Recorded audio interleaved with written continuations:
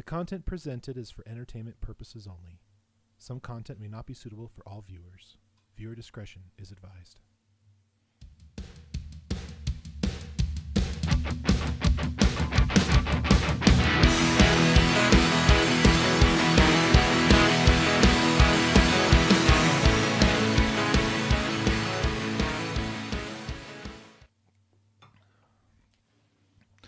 So officials confirmed that live bullets, including the round that is believed killed cinematographer, I'm going to butcher this, I apologize, Helena Hutchins, and injured Dr. Joel Souza, were found on the set of the movie Rust last week after actor Alec Baldwin fired a gun during a rehearsal. It also emerged that the .45 caliber Colt, which has been described by law enforcement as legit, anti-gun, not a prop gun, was not only thoroughly checked before given to Baldwin, who fired the lead bullet, the lead bullet, I can't read, according to the officials and a new court filing. I think the industry has had a record recently of being safe. I think there was some complacency on the set, and I think there were some safety issues that needed to be addressed by the industry and possibly by the state of New Mexico, Mendoza said. So, what's really interesting was that the gun was not thoroughly checked before it was given to Mr. Baldwin. So, what's really surprising about that is that on these movie and film and series sets, there's always like safety coordinators. There's prop people. Like there's always somebody that's supposed to check and make sure before filming that day that everything's been checked out, everything's been cleared, that there's safety protocols in place so that people don't have accidents on set. And I think for the most part, both film and series, industries, they've done a pretty good job for the most part.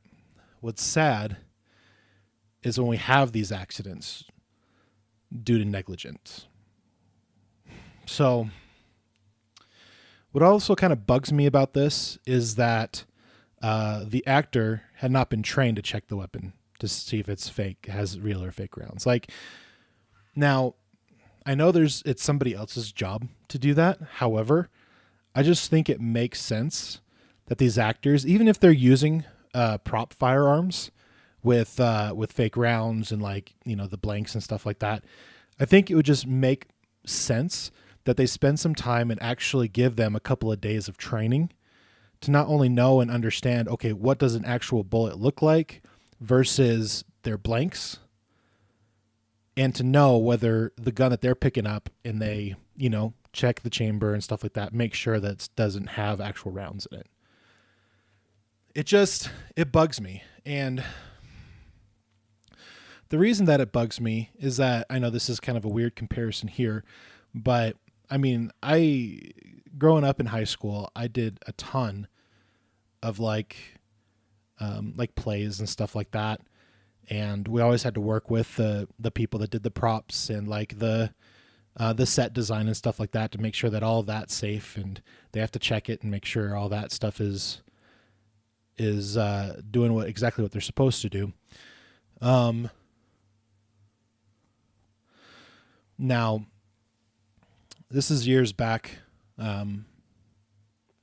probably about, 12, 14 years ago. I actually went through the 2-day course to become an armed guard. So basically I had to go through, have safety training with firearms. Usually it's done by retired law enforcement or military or FBI or something like that.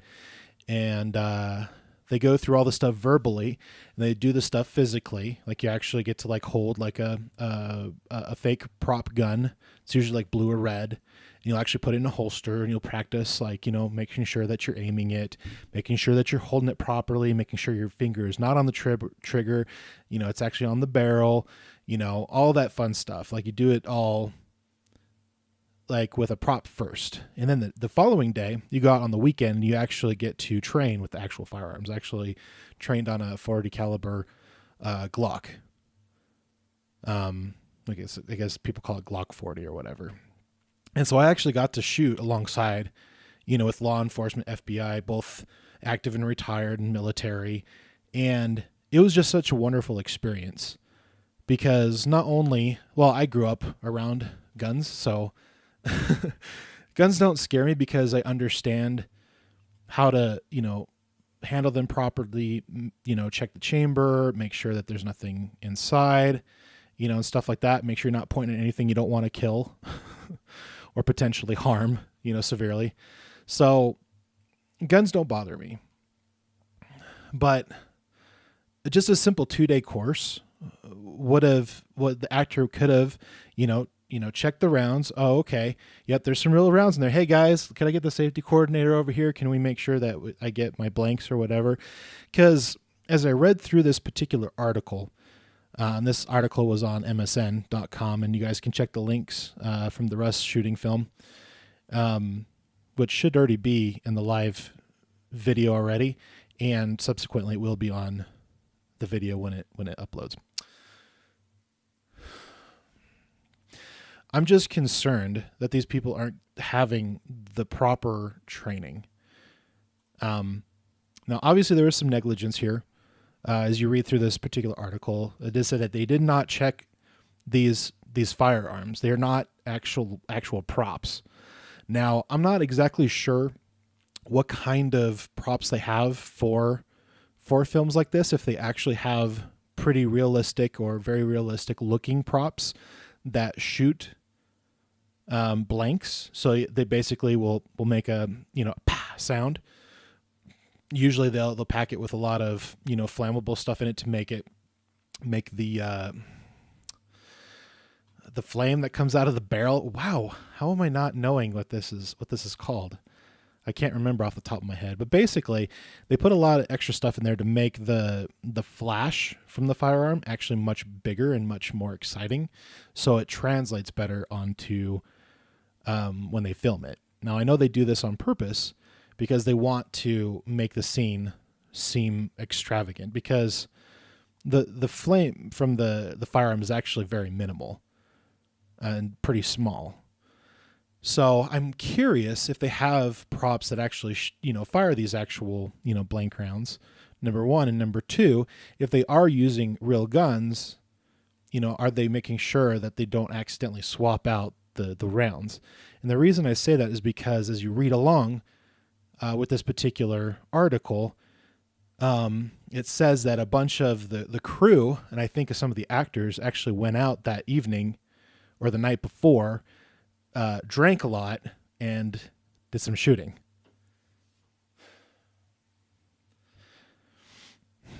And for some reason, they didn't get checked thoroughly in the morning. So either they didn't know that they went shooting the night before, or the prop guy, the safety coordinator, didn't check it before they did the rehearsal, which I think they should have done. So that's two things that shouldn't have happened. Number one, if you're on a set, this is my opinion, of course, if you're on a set and you have firearms, you need to treat them with respect. Well, and you shouldn't go out and go target shooting with the props and then turn them back in. And obviously they didn't take the live rounds out, more than likely. That's what it seems like to me. Number two, it would make sense that they develop these very realistic looking prop guns that only shoot, special blanks. So you can't actually load a real magazine into it. That would make sense to me. Number three, I really feel that alongside with the safety coordinator, the individuals that are going to be using these firearms should go through at least a day, maybe 4 or 6 hours of like safety training, just so they know and understand what it's going to look like, what it's going to feel like. And they're going to always check and make sure, oh, let me take out that. Okay, let me check, make sure I check the chamber. Yep, I don't have any real bullets. Great. Obviously, if they see something weird, they should always, question. with the people I've worked with and I've trained and stuff like that. I mean, not with this particularly, but with just managing people in general, I've always said that a stupid question is the question that isn't asked. And so even if it's something that's repeated multiple times, hey, at least you got clarification. So those are my thoughts on that. But yeah, why were the guns not checked? It doesn't make any sense to me. Why they weren't checked before they did the rehearsal, like shooting. And why weren't they using the props? Like, props are just as good, if not better, because of safety. So, yeah, that's kind of my point about this whole thing.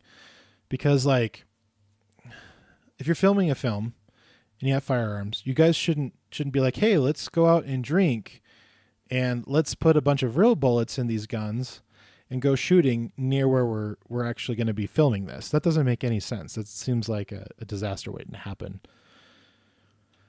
And if I was the safety coordinator, I'd obviously say like, hey, so these are actually real guns. You can shoot bullets in them. However, while we are filming this, no one is allowed to shoot real ammunition through these things. And obviously they should be locked up. Oh, that's the other thing. I'm curious if these were actually like locked up or if they were just like kind of laying out on the tables, where they're going to film. And they're just like, hey, there's some guns. Hey, let's go get some ammo. Let's go fire them. It's going to be fun. Anyway, I digress.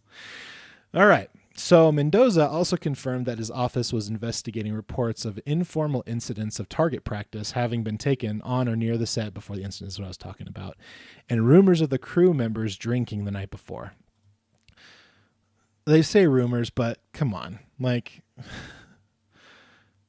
it just seems that these two things are going to go hand in hand. I mean, I'm just assuming. Gutierrez Reed, who was in charge of weapons on the set, told investigators that she had checked the guns there but found no hot rounds, apparently meaning live ammunition, before the shooting, according to a new affidavit filed by the Sheriff's Department on Wednesday.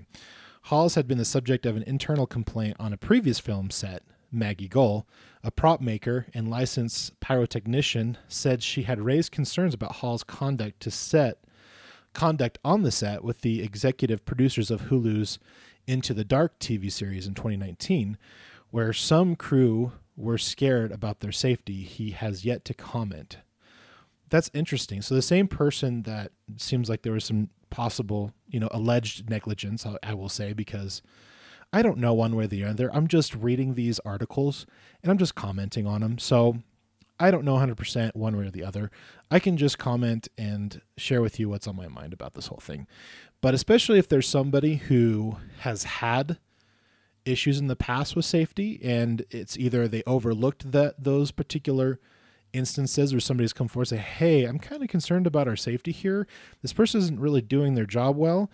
Either those weren't like actually cataloged and actually attached to that person for when they go on to their next film or TV series that they're going to be working on, or it was just completely ignored. I don't know which one, but highly sus. And again, I'm going to echo this. When you're shooting a film, you should never, ever have live rounds on or near the set. Like that should be like rule number one. Especially if you're using real firearms that could potentially fire real bullets. Say, hey, just so you guys know, well, number one, obviously they should lock them up at night. They shouldn't just be laying around for anybody to be like, hey, let's just go out and get some ammunition. Let's go shooting. It just makes sense that they should be locked up. But yeah, on the other hand too, it's just like, hey, these are all for the film. No one else is supposed to touch these except for the safety coordinator, number one, and the person that's going to be utilizing it, number two. And you should always check the props before you do, like they should have a setup time where they spend like an hour or two going through all the props, going through all the magazines, going through all the ammunition. Wow, I don't know where that southern drawl came from, but there it is. Did leave lip. What am I saying? I can't even do English today. It must be my old habits of getting that southern drawl from living in West Virginia for so long. But yeah, they should be checked beforehand, like an hour or two before the shoot. The safety coordinator and all the individuals that are going to be working with those particular props should go through all of them. They should check the chambers. They should check the ammunition. They should check the magazines. They should just make sure that everything is copacetic. Everything is proper. Everything is where they need to be, especially when it's something that could potentially harm, if not kill somebody. In this instance, it has. Sorry, I'm getting kind of upset here. I'm very passionate about this.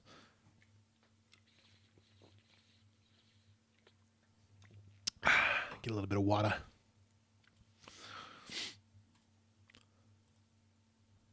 So it's clear there was somebody that was in charge of the safety of these props.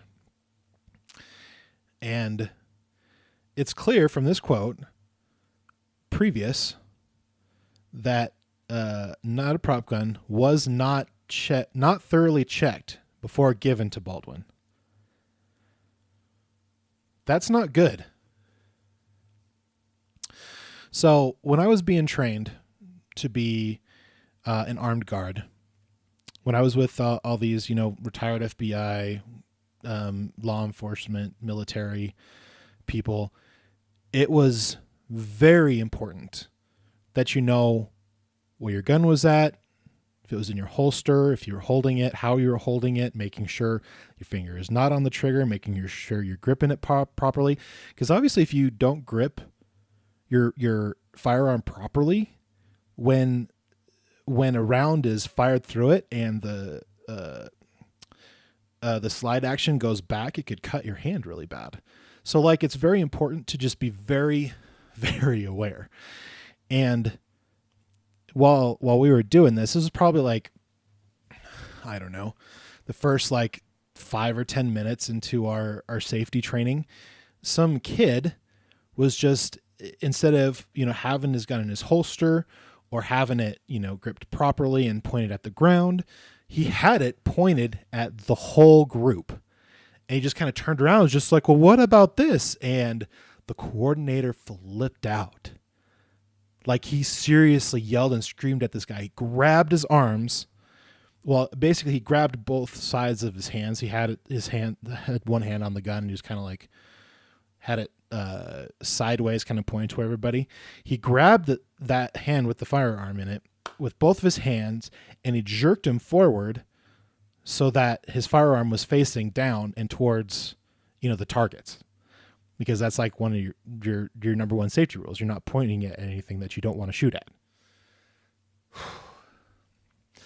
And let me tell you, because he was retired military or something, he gave this person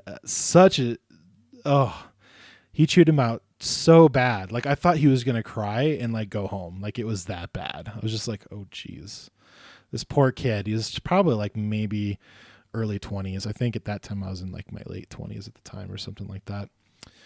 But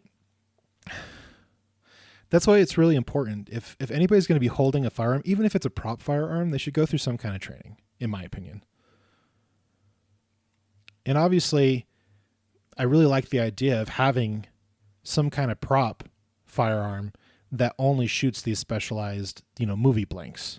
There's just no possible way that it would fit in this particular magazine. There's no possible way that you could actually rack it into the chamber.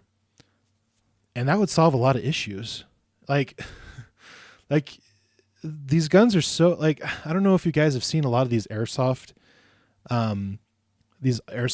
competitions where it's basically, they look like firearms, but they shoot these little plastic rubberish, I think they're just plastic, little BBs, and it's just basically for play. It's airsoft, like combat basically. And those particular devices, they have the CO2 canisters, and they can only hold those little BBs. So I'm just thinking, I get it's really exciting to have real firearms on a set, for movies, oh yeah, this is a real looking gun because it looks really cool. But on the other hand, I mean, I've seen some of these airsoft, the AR-15 style rifles, like the like the Beretta style, Glock style handguns for airsoft, they look very realistic. Like if you took off the colored tip, which most of them do, so that law enforcement can like go, oh, it's a fake one. It's supposed to help with that anyways. But honestly, like, I mean, it's hard to blame somebody if you're pointing something at somebody and you go, oh crap, I think that's a gun, and you have to feel like you protect yourself. So I mean, I get it. It just makes sense to have those kinds of things. So maybe there will be a day where we have all those special props that only fire those specific, flashy blanks that they have. Sorry, I keep hitting my microphone. But hey, if you have any comments or thoughts or feelings or opinions on this particular topic, definitely leave a comment down below. We'd love to start a conversation with you. Also, this episode is brought to you by viewers just like you, so thank you. Hopefully we've earned your support today. You can best help support us by hitting that red subscribe button and clicking that damn bell to be notified of our content releases so you don't miss a thing. And again, thank you so much. It really does help a lot.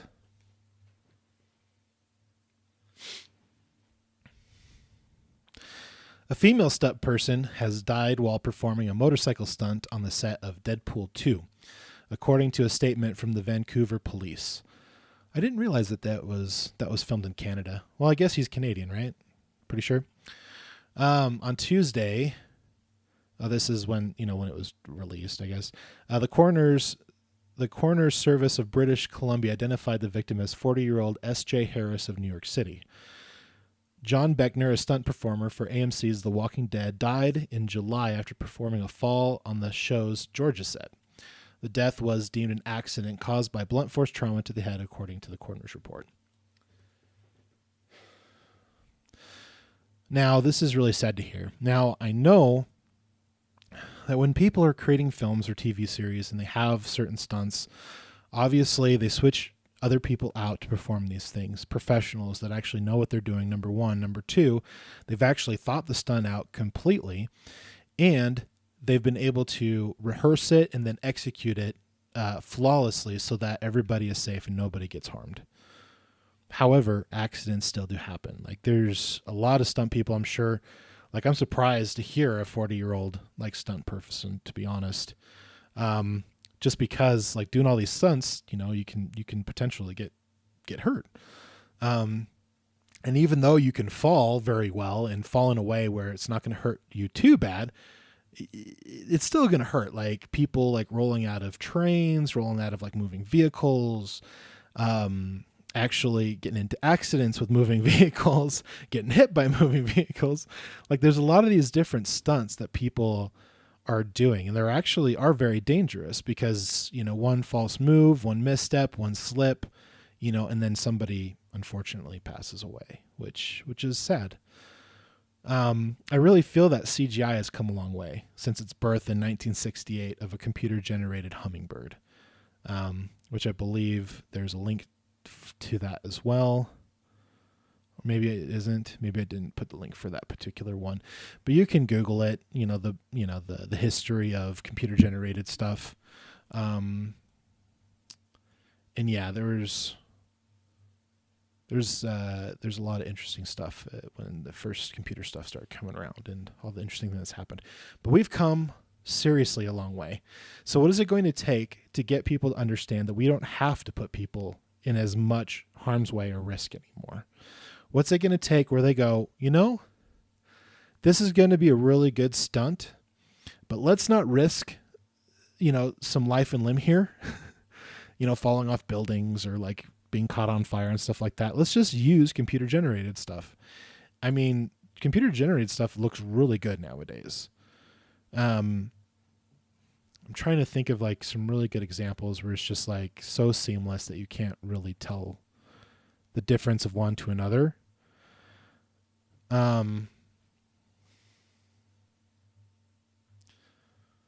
but I'm sure there's plenty of examples out there. I particularly did not research any examples because I didn't think I'd be talking about that exactly as much as I'm trying to talk about it now. But we really do not have to take the risk. Like, they can reduce a lot of the accidents, like just in general, by just using technology that we have right now. And that would prevent a lot of these things from happening. And it's really sad. It's really sad when people die.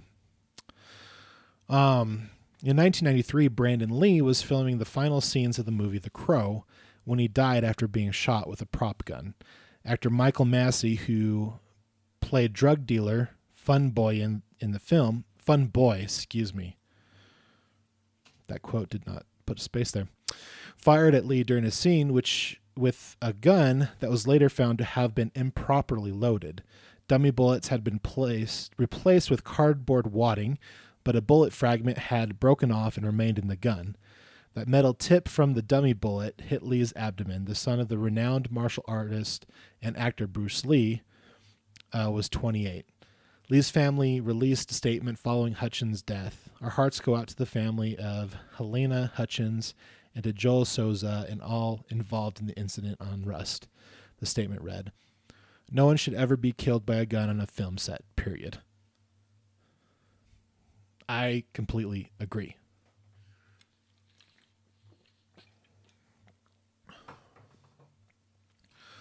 Like, these kind of accidents should not happen. There should just be so many things in place, like the things I talked about just a few moments ago, that this stuff should just not happen. Like, it's just like, this would be like an unheard of thing.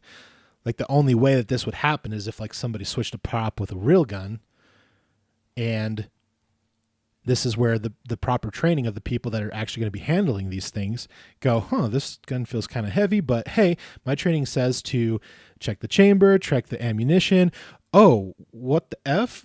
What the shit? This is a real gun. Who gave me a real gun with real ammunition? What is this? See, this is where I think there should just be every single check and balance that we can think of to prevent this stuff from happening. Now, Bruce Lee, not Bruce Lee, Brandon Lee's instance, where the metal tip from a dummy bullet, like, was broken inside the actual gun, like, that shouldn't have happened either, because the morning, like, let's say that happened because they were firing it at, during the scene or whatever, and then, you go to bed, everybody gets up. The safety coordinator should have been there, checked everything, make sure that there's, nothing lodged in there. And they could actually perform safety checks and go, oh, wow, there's something stuck in this one. I guess we're not going to use this one for this next shot. We'll have to get that one fixed. And then that could have prevented, from him dying. It's really interesting about the Lee family. It seems that they died rather young, which is also highly suspect. And I could put on my tinfoil hat here and be like, there's some kind of like family, like people are saying there's some kind of family curse or some kind of demon following their family after they left their homeland and came to America, and like it was just like this ongoing thing. I don't know. You got to watch some of the dramatized documentaries. They're kind of funny, but there's also the thing with the triads and stuff like that. The different organizations that basically these huge organizations were basically cornering the whole martial arts stuff from like, China, Japan and stuff like that. And the triads were keeping all of that money.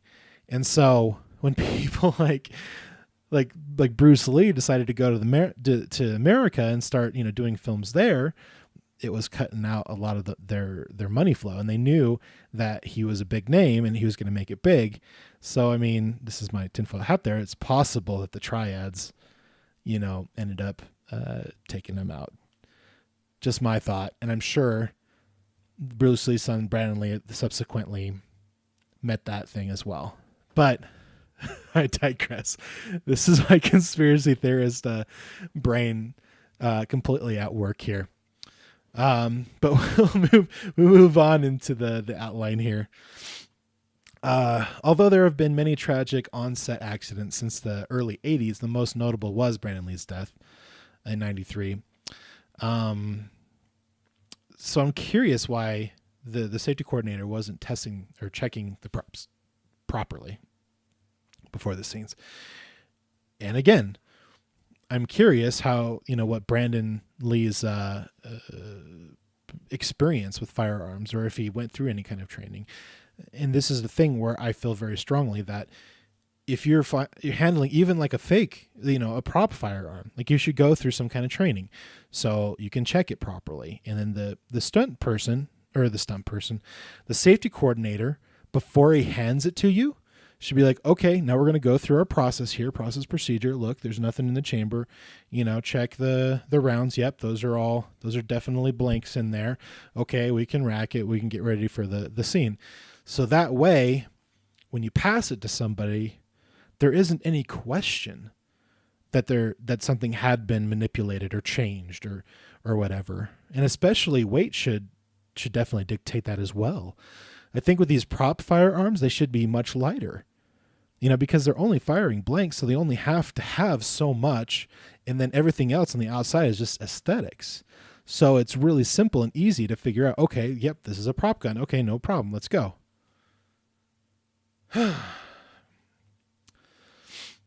I think that we can all agree that there needs to be a fundamental change in the movie film industry. And safety standards on firearms in movies and series need to take a harder look at their current policies and procedures and safety guidelines. And they just need to make sure that everything in place is to make sure that nobody gets harmed on set.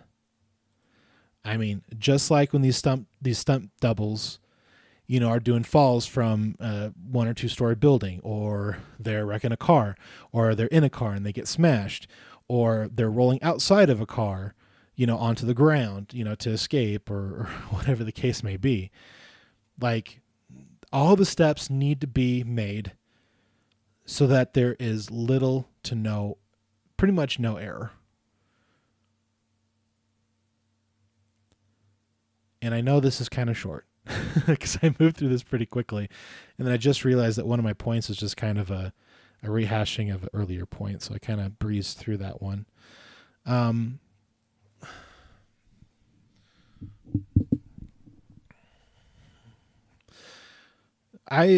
want to say that I've been very lucky and I've been very fortunate.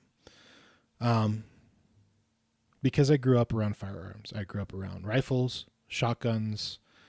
I really didn't get into hand firearms until I was older, but I handled rifles, both airsoft, BB gun, 22, 30-30, 30-06, shotgun, 6 gauge, 12 gauge. 8. I think there's an 8 gauge somewhere in there. Those are the smaller ones for small fowl. I never really got into hunting. That's something that we never did. Like we did mostly target shooting, and also Boy Scouts as well. I'm an Eagle Scout, so I got a lot of experience not only with firearms but also archery. And that's something I've always wanted to get more into. Just time constraints, cash flow, as far as like it can get pretty expensive with firearms and archery and stuff. So I want to obviously delegate different funds to different things, and so I have to kind of focus on the ones that I want to. So I never really got a chance to do so. But I always believe in making sure that people are safe around them and they do some kind of training. I think if you're an individual, obviously, legally, if you're a legal individual who can purchase a firearm, definitely go through some, the conceal and carry training stuff, maybe even look into some places where law enforcement will teach citizens and stuff like that. Because there's really, you can never have enough like safety training. And yeah, it's pretty much the same thing, but just like being reminded and stuff. I had a good buddy of mine who had, I can't remember what he had. I think he had like a Beretta or something like that. But he ended up, while he was cleaning it, accidentally fired it in his home. And he has like 3 kids or 2, 3 kids at that time. I can't remember how many kids. But I mean, his wife was pretty upset with him, notably. And it makes sense because obviously he discharged a firearm in the home and there was no intruder, and like obviously somebody could have gotten hurt. So always definitely take that seriously because you don't want to be complacent. But I also do believe that, we do have the right to bear arms in this country. We do have our Second Amendment rights. And I think anybody who can and who is willing and wants to have a firearm in their home, and learns how to safely, clean and utilize and everything, and actually go and practice, so they are proficient at it. I think it's okay for somebody to own that. Obviously, if there's somebody who who is abhorrent against, owning a firearm, then they shouldn't have to own a firearm. I think that we should just have the capacity and we have the choice to do it. I feel like in this country, part of our freedoms is having the ability to choose what we do and don't do within our circles, there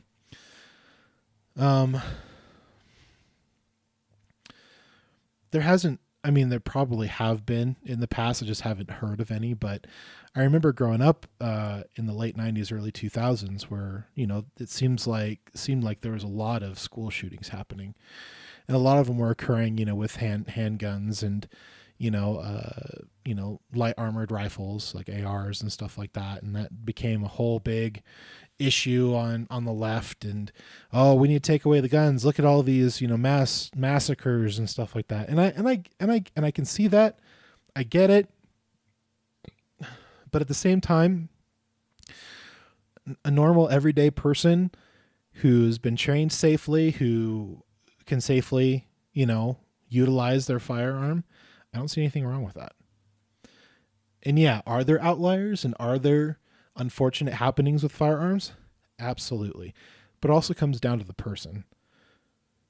I think a lot of the things that occur when it comes to these kind of shootings, a lot of times, they're high on drugs or they're mentally unstable, really, really bad mental illness or some kind of imbalance in their mental capacity. Like there's always seems to be something along with the use of those. And I can't think of too many instances where they're just like, yeah, I was playing Grand Theft Auto and I thought it was a good idea to go run around and shoot things and people and stuff like that. And that's just not the case. Like kids are so smart these days. I mean, they're kind of smartly dumb, if that makes any sense. They're pretty intelligent, but they make stupid decisions sometimes. But I think the majority of people can understand the difference between a video game being in a fantasy made up world, even if it does have realistic graphics and realistic, weaponry and stuff like that. Like I still think kids are smart to go, I know this is fake. I know I'm shooting this guy in this game, but I know I'm not really killing somebody because I know that's bad. But this is just a video game. You know what I'm saying?